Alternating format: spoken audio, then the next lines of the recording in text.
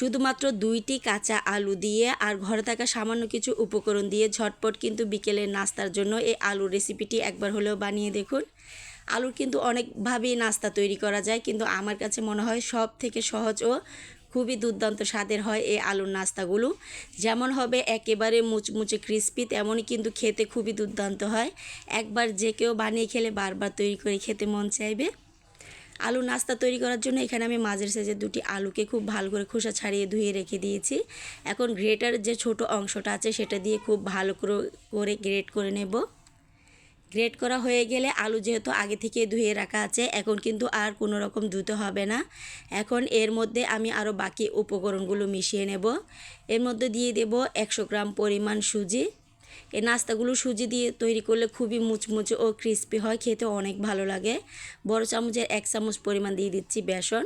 এখন খুব ভালো করে আলুর সাথে বেসন আর সুজিটাকে মিশিয়ে নিতে হবে। মিশিয়ে নেওয়া হয়ে গেলে অল্প অল্প পানি দিয়ে একটা ব্যাটার তৈরি করে নিতে হবে। পানিটা কিন্তু একেবারেই দেওয়া যাবে না, আর ব্যাটারটা কিন্তু একেবারেই ঘন হবে না, আবার একেবারেই পাতলা হবে না। হয়তো আপনারা দেখে বুঝতে পারছেন ব্যাটারের ঘনত্বটা কেমন হয়েছে।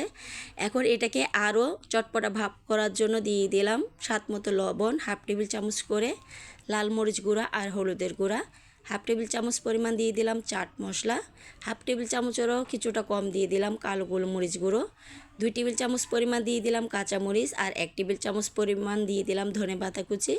এখন এগুলোকে খুব ভালো করে মিশিয়ে নিতে হবে। ঝালের পরিমাণটা আপনারা যে যেমন খান কমিয়ে বাড়িয়ে দিতে পারেন। ব্যাটারটা কিন্তু একেবারেই তৈরি হয়ে গেছে। এখন নাস্তাগুলো তৈরি করার জন্য একটি প্যানের মধ্যে আমি সামান্য পরিমাণ সাদা তেল দিয়ে দিলাম, 1/2 টেবিল চামচ পরিমাণ দিয়ে দিলাম কালো জিরে। এতে করে কিন্তু নাস্তাগুলো খুবই সুন্দর একটা ফ্লেভার আসবে, খেতেও অনেক ভালো লাগবে। এখন ব্যাটারটাকে দিয়ে অনবরত চুলার আঁচ কমিয়ে মিশিয়ে নিতে হবে।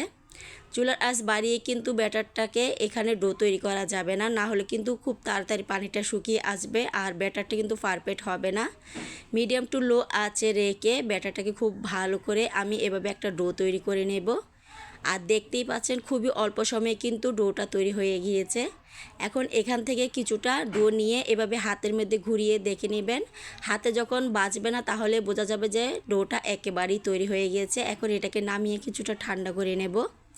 এখন এটা আমি একটি ছড়ানো প্লেটের মধ্যে নিয়ে নিয়েছি। এখন এটাকে আমি চৌকো শেপ দিয়ে দেব। খুব ভালো করে এটাকে এভাবে পাতলা করে চৌকো শেপ দিয়ে দিতে হবে। চৌকো শেপ দেওয়ার পরে এখন এটাকে 5 মিনিটের জন্য আমি ঠান্ডা হতে রেখে দেব। 5 মিনিট পর এখন দেখুন এটা কিন্তু অনেকটাই শুকিয়ে এসেছে। এখন একটি ছুরি দিয়ে মাঝ বরাবর এভাবে কেটে শেপ দিয়ে দেব। এটাকে আমি 4 ভাগে প্রথমে করে নিচ্ছি, পরে আরও 2 ভাগ করে শেপ দিয়ে দেব। আপনারা আপনাদের সুবিধার্থে যে কোনো শেপ দিয়ে দিতে পারেন। নাস্তাগুলোকে আমি এভাবে 6 ভাগে ভাগ করে নিচ্ছি।